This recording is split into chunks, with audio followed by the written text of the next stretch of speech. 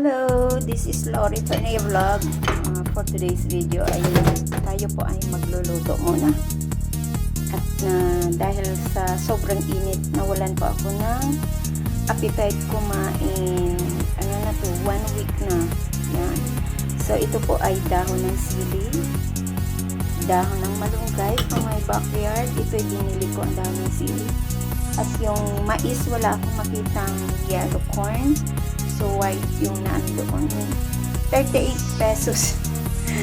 38 pesos yan, isa. Ayan. So, ito po ay bumili ako ng, instead of papaya, ay bumili ako ng chayote. At ito po yung manok natin, coming from freezer. Ayan. At ito po ang panggisa natin, bawang, sibuyas, luya, at tanglad. At meron tayong, nagkulubot na yung ating habang sili. So, start po tayo sa ating pagluluto for tonight. So, magpainit tayo ng mantika dito sa kawali. Kunti lang yung mantika. Isa lang natin ang ating mga bawang, sibuyas at luya.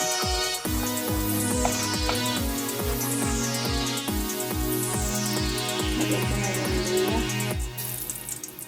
Yung luyang kulubot. Kasing kulubot ko. Kasing kulubot ng mga biyanan ko. Ay, sorry. Wala na po akong biyanan. Lagyan ang ating bawang. Anti-aswang. Sa mga aswang dyan, shout out. Anti-aswang, pangontra sa aswang. At sa mga ang ating sibuyas na isang piraso. Pag ikay umiyak dito, sigurado sa bawang habang ikay naghihiwa, hindi ka malakas sa iyong yanan. Ayan. Ganon. Pag kayong naniwalag na. Ay ako, hindi talaga ako naiyak sa paghiwa ng sibuyas. Pero sa ex ko, nabiyanan, hindi na talaga ako gusto simula. Kasi, sabi niya, gusto niya, kasi bandang Bisaya daw ako. Eh ano naman kung Bisaya? Ano kinakain nila? At kinakain ng Bisaya. At kahit anumang kulay ninyo o saan man sulok ng mundo, dapat walang ganun. Hindi ba? Sa simula pa lang meron ng discrimination. Pero huwag tayong pa-stress down. Kailangan happy tayo kasi magluluto tayo. Ayan. So, dito, medyo naluto na yung ating ang ating panggisa. Ilagay na natin yung ating manok. Manok ng kapitbahay. Hindi po. Bili natin yan. Ayan.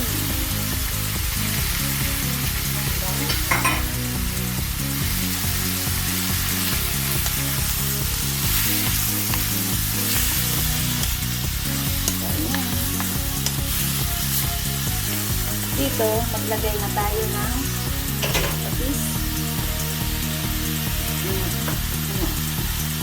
Itong patis ko ay hindi mabuksan, kaya binutas ko na lang. Yeah. Yan.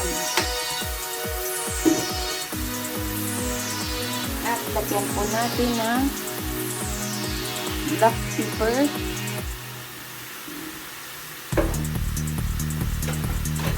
Napanin na siya.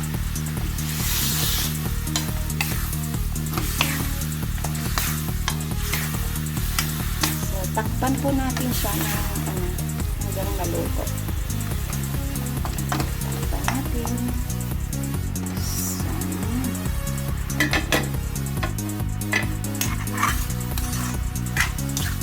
So, dito, ilalagyan natin ito ng sabaw.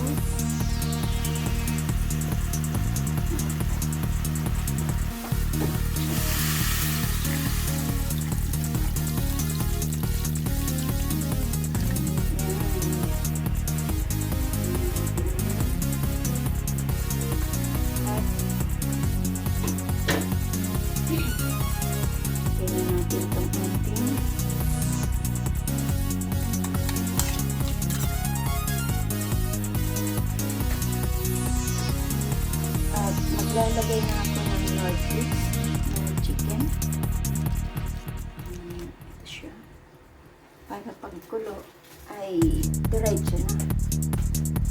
At ilagay ko na din itong sili at ang ating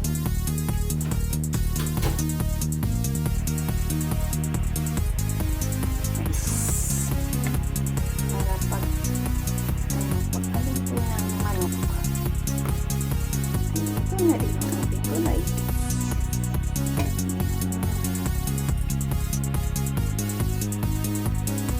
Takpan ko na rin.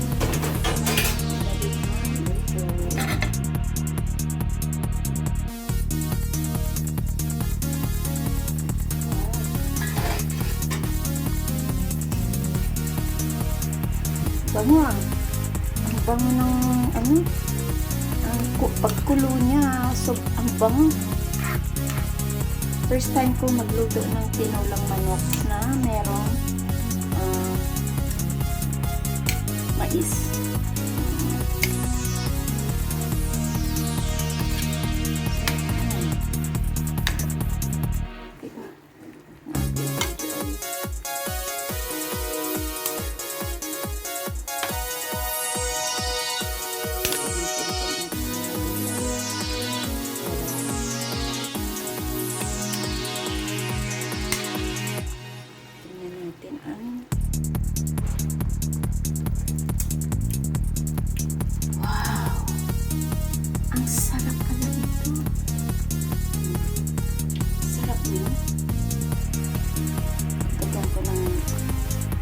Dito.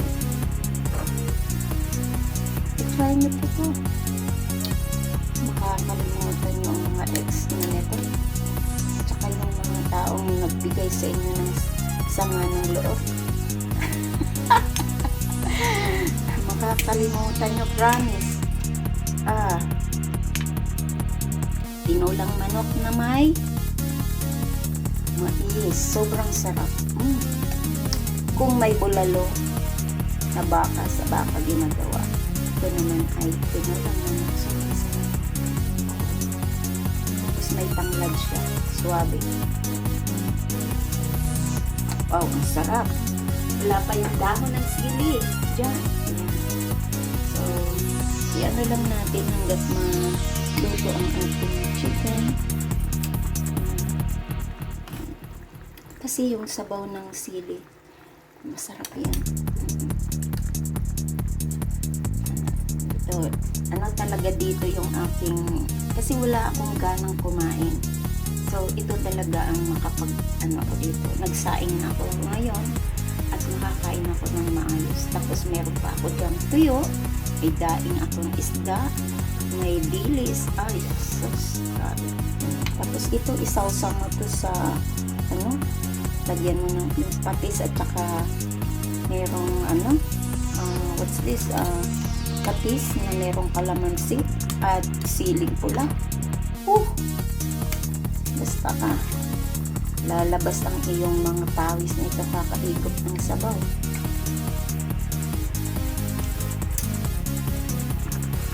So, ayan.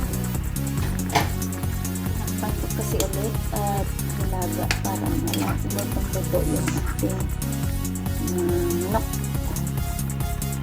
Pinalagang sabaw. Siyempre, ang sabaw dyan ang may lahat. So, dagdagan ko lang po siya ng sabaw. Masarap kasi ang maraming sabaw. So, antayin ulit natin kumulo bago ilagay ko yung ating malunggay at saka dahon ng sili. Yung kanyang sabaw ay saktong-sakto na, hindi na tayo maglalagay ng asin kasi may patis na siya at saka nor cubes. So, tama na siya. So, ayan. Ilagay na natin yung ating. May galing ako dito, ano, palaya. Ilagay ko lang siya dito. Itong ating malunggay.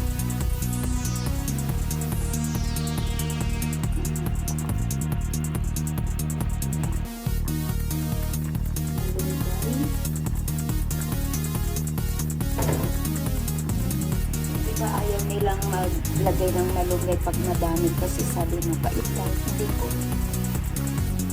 Masarap po yung maraming malunggay kasi marami kayo nakukuha. Vitamins dyan. Maraming benefits niya.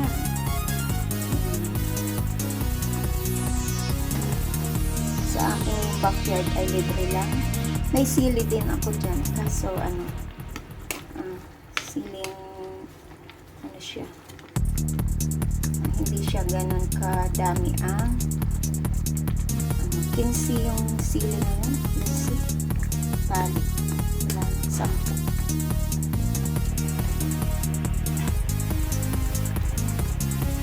So, ayan.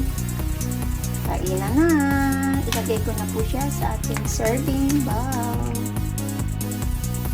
Sarap yan. Ito pa yung sabaw.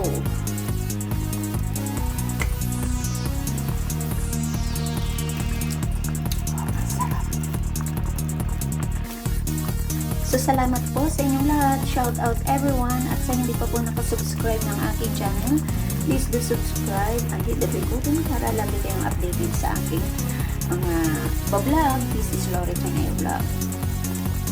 So, ayan na. Ating tinolang manok with mais with corn. Ayan. Kain na tayo. At ikot tayo ng sabaw.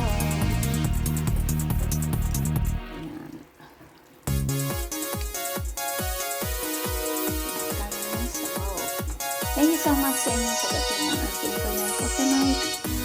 Salamat po. Nagluto para bumalik yung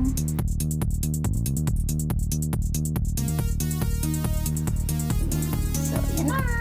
Wow, sarap. Thank you so much po sa inyong lahat. At kain na tayo. Subukan nyo po yung ganyang luto. Sa hindi pa naka-try ng tinulang manok na may mais. Sobrang sarap. Ayan. Bye-bye and God bless. Kain na tayo.